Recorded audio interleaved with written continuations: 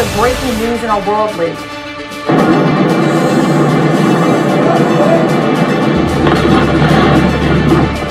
A massive blast rocking the Lebanese capital of Beirut, creating a massive mushroom cloud above the city, which could be seen and felt from miles away.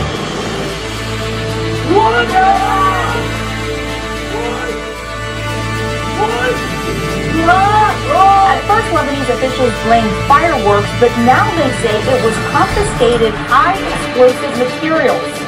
CNN's Ben Wiedemann is in Beirut. So Ben, the blast was felt as far away as the island of Cyprus, 150 miles away. You were in CNN's Beirut bureau nearby when it happened. What did you experience?